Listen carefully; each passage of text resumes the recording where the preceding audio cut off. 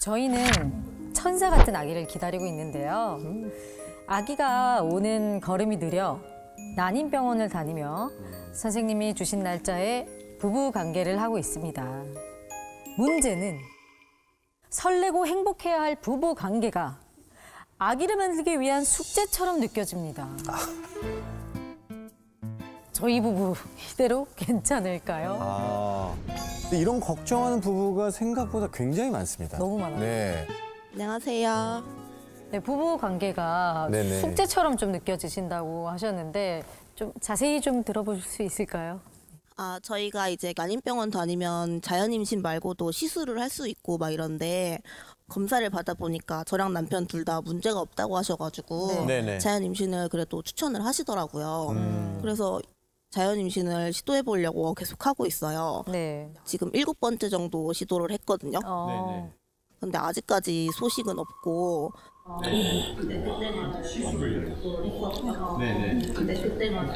기간에 맞춰. 이게 지금 7번.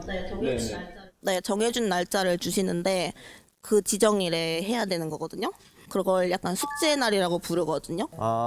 근데 숙제의 날이라 부르는 것 자체가 숙제 느낌이 들어요. 맞아요. 그래서 그거 말고도 뭐 이름을 지어보기도 하고 막 그랬는데 어떤 이름들이 있었죠? 사랑의 날, 사랑의 날.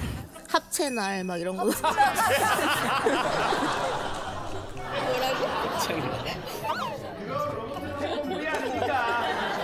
우리 남성분들이 어디서 많이 본 건데. 차라리 그래도 그냥 숙제 날이 나은 것 같긴 하더라고요. 네. 근데 아무래도 임신하는 날이 딱 이렇게 배란일을 정해주시는 거니까 네. 그게 며칠이에요? 아니면 딱 하루예요? 저는 하루 종일 해야 되는 줄 알았어요, 원래는. 왜 남편분이 생기가 없나 했더니 아니 남편분이 지금 헤어스타일도 좀 비가 안 오는데 약간 젖어 있는 것 같기도 하고. 자기야 오늘 출근 못해. 네. 우리 지금 하루 종일 합체해야 돼. 그러니까 그날이 다 숙제처럼 느껴지시는 거죠? 네. 그래가지고 그냥 정해진 날짜만 네. 이제 남편하고 그렇게 하게 되다 보니까 약간 저는 그냥 숙제하기 위해서 이제 부부 관계가 되지 않나 이런 것 때문에 좀 섭섭하기도 하고. 참 그 마음이 진짜 힘들 거예요. 야 이게 무슨 숙제 하듯이 이게 뭐냐. 맞아요. 근데 대한민국의 대부분의 부부들은 아예 숙제도 안 하고 있습니다, 지금. 지금 네, 그냥 선생님한테 빠따 맞을 각오로 그냥 아예 숙제를 안 하고 있어요. 그나마 숙제라도 하는 게 얼마나 감사합니까?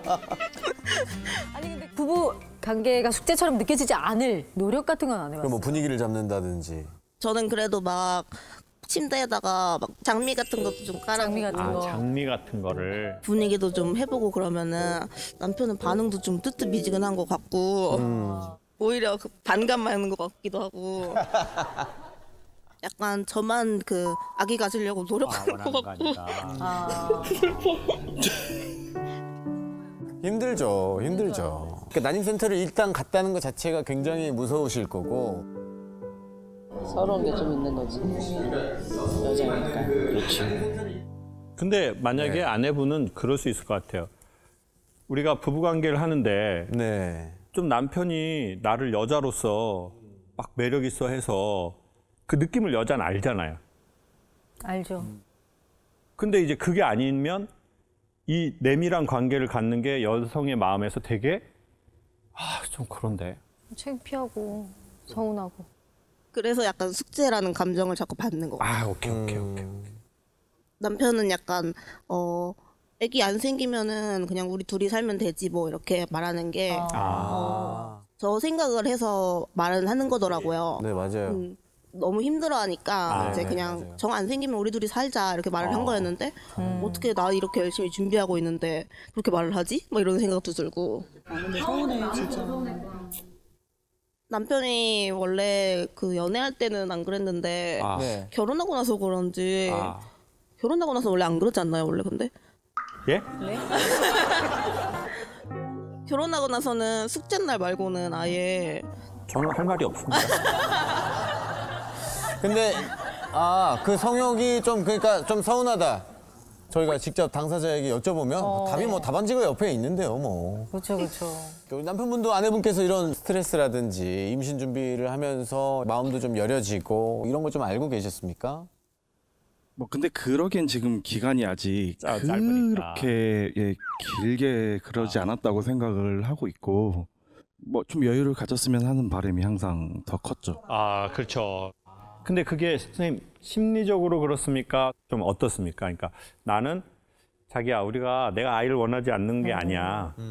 근데 시간을 조금만 이렇게 좀 갖고 그러다가 자연스럽게 아이가 낳는 건데 난임센터를 왔다 갔다 하고 나를 받고 나 이런 게 조금 남자로서도 나 조금 이런데 그런 마음이 있으세요? 어떠세요? 아, 네, 조금 자존심도 조금 상했던 것 같아요. 어느 부분에서? 난임센터를 그럼 남자가 그런 거 있어요. 가야 한다는. 남자가 그 나중에 그 센터에 가서 병원에 가면 그 비커 준단 말이에요. 지금 가보신 분 있을 거예요. 비커 주고 저 영상 보고 비커 저기다 올려놓으라고 하잖아요. 예. 그때 진짜 남자들 진짜 아침에 다 일찍 와서 비커 채우러 오거든요. 그럼 다 이렇게 와요. 그리고 절대 서로의 눈을 쳐다보지 않아. 그래가지고 앉아가지고 이렇게 있다가 거기 방에 들어가가지고 거기서는 진짜 기분이 스산해요. 진짜 저는 오른손엔 비커, 왼손엔 리모컨. 진짜 그 기분이 진짜 자주 오고 싶지 않아요. 자존심 상하구나. 그 마음이 있어. 남편분도 그러면은 이게 좀 아내분과 마찬가지로 숙제처럼 느껴질 때가 좀 있어요? 예, 맞습니다. 특히 선생님한테 날짜 받으면 네. 그렇죠. 그나마 저는 이제 노력하는 게 이제 그 전후로 더 그래도 노력하려고 하거든요. 맞아요. 남자는 그런 게 있어야 돼요. 그런 부분에서 이미 벌써 또 로맨스는 좀 깨지는 것 같고. 맞아요. 그때 남자는 뭐 먹는 것도 뭐 술, 담배 안 하지. 뭐 너무 필요하거나 네. 그거 다 그렇게 하라고 해요. 그럼 난 그때부터 이게 뭐야 이게 나 지금 재단에 바치워지는 내가 이거 그래서 해가지고 그렇겠다. 당일날 또 와가지고 집에 왔는데 또 와이프는 침대에다 장미꽃 뿌려놓고 야 이게 덫같이 느껴지거든요. 덫 밟으면은 이 장미에 내 다리가 꽉 물리는 것 같아.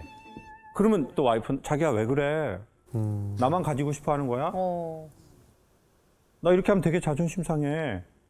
그러면 또 그 말 들으면 또 심장이 그러면서 신체도 남자는 급격하게 쫙 이렇게 반응한다고요. 위축되는구나. 그러니까 계속 생각하게 되고. 맞아요. 이거 안 되고. 근데 한 번 안 되고 두 번 안 되고 세 번 안 되고 네 번 벌써 7번을 하셨다고 하잖아요.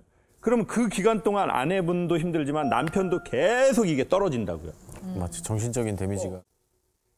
그러면 몸이 더 이렇게 돼. 나중에 육체의 기능은 거의 뇌거든요. 근데 뇌가 그렇게 이게 여러 가지 감정으로 이러는데 막 몸이 뭐 개구지겠어요? 그냥 모범생 돼버린 거야. 재단에 올라선. 자, 그래서 저는 이렇게 했으면 좋겠어요. 좀 표현이 그렇지만 아이를 목적으로 부부관계를 하지 말자. 전 이렇게 추천하고 싶어요. 우리가 마트에 가봐요. 우유 2리터짜리 사요. 그러면은 우유만 안 줘. 좀 크니까 뭘 해주냐면 스카치 테이프로 그 요구르트를 감아준단 말이에요. 네. 그렇죠. 아이는 우유라는 사랑의 선물이다. 딸려오는.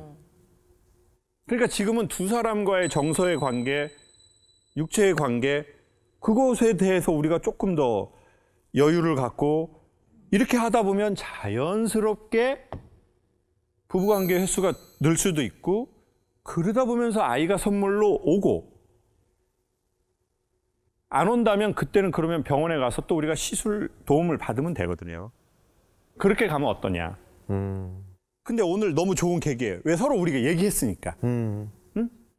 우리가 언제 이 많은 사람 앞에서 우리의 성욕을 얘기를 하겠어요. 이건 이전에도 없었고 앞으로도 오지 않을 거야. 그리고 나중에 아이 생겨봐요. 이거 오늘 영상 완전 그 아이한테 선물이에요. 그지. 너를 얻으려고 우리가 대한민국의 아빠의 성욕에 대한 얘기를 했다.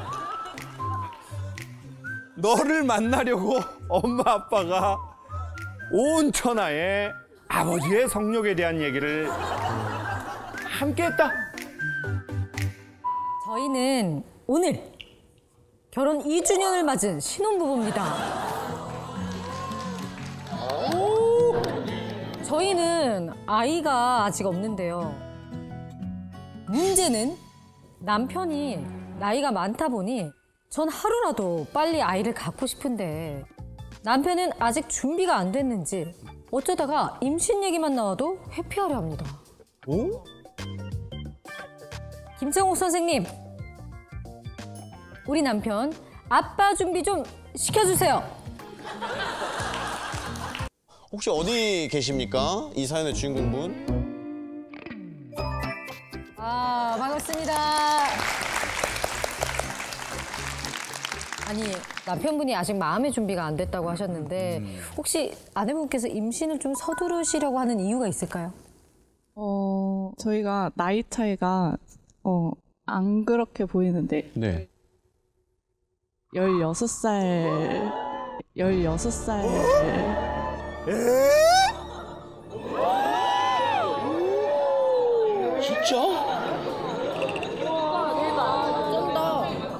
제가 97년생이고 남편이 81년생. 아니 우리 일어나셔서 우리 저 한 분 두 분 다 한번 인사 한번.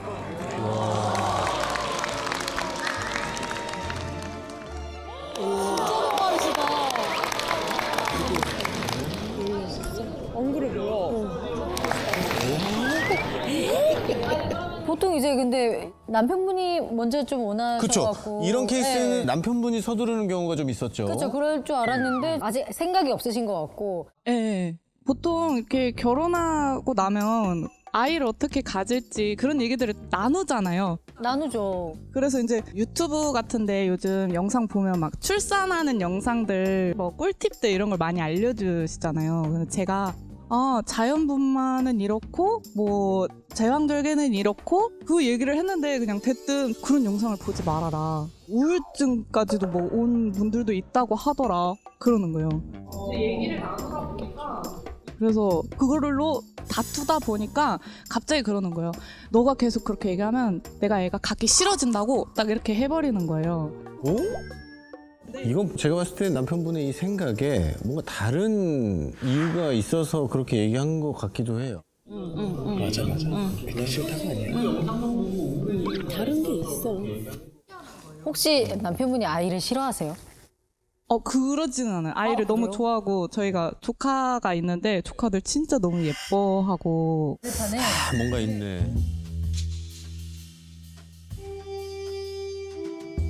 근데 그런 대화들을 조금 이제 하다 보니까 최근에는 그래도 아이를 갖자 하는 거예요.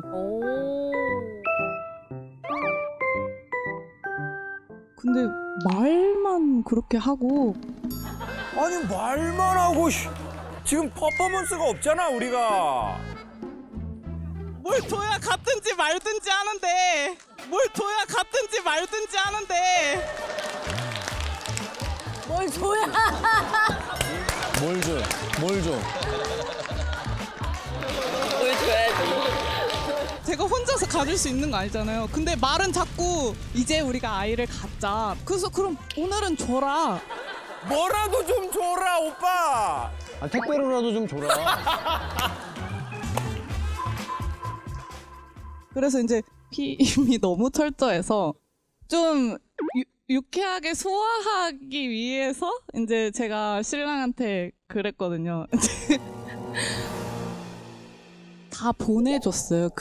제 자식들을. 잘가, 영수가, 정수가, 철수야, 영희야 이렇게 해서 제가 아니 개그를 했더니 뭐라고 하세요? 안 돼. 이렇게 아직은 아니야. 아니 근데 남편분은 좀 뭐 아이 계획이 아예 없으신 건가요? 아니면 아예 없지는 않으신 건가요?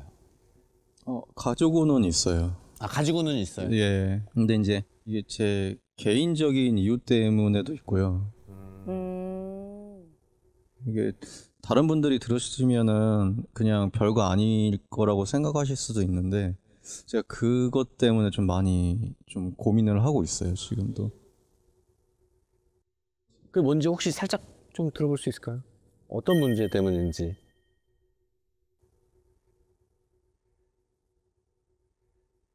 제가 19살 때 어머니가 우울증 좀 심하게 앓으셔가지고 스스로 이제 좀 하늘나라로 먼저 가셨어요. 이제 아버지는 이제 재혼을 하셔가지고 이제 먼저 가시고 그러다 보니까 이제 여동생에 둘이 지내게 됐는데 그 지내는 과정 속에서 좀 많이 힘들었어요. 그때 당시에도 아직은 19, 20이지만 그래도 어느 정도는 그 울타리가 조금은 있어야 되는데 그게 없다 보니까 너무 힘들게 지내다 보니까 조금 극단적인 생각을 해서 막 그렇게 생각도 해본 적도 있었고 그래갖고 이제 결혼도 포기 상태였거든요.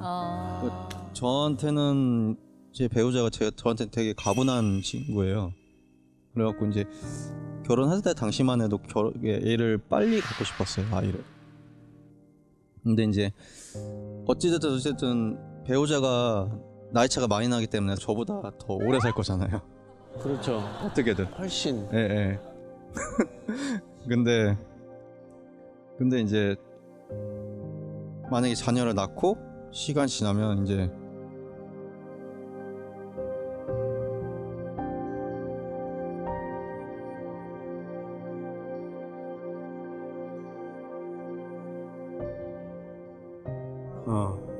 그래. 엄마도 원치 않게 우리가 도움이 필요한 때 먼저 떠나셨고 우리가 도움을 필요로 할 때 아버지도 먼저 떠났는데 내가 떠나게 될 때 와이프랑 애를 남겨두고 내가 가야 되는 거에 대한 그 두려움이 너무 많이 있으신 것 같아요. 그 고통이 얼마나 심한지 알아가지고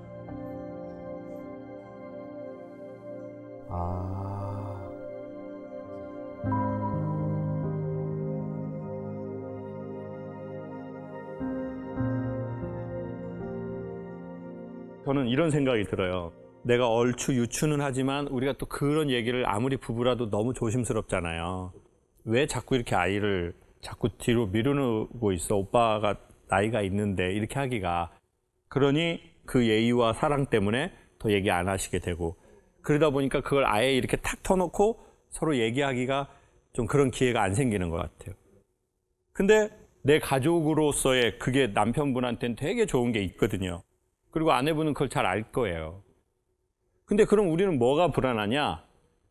내가 부모가 되는 게 되게 불안해요. 왜?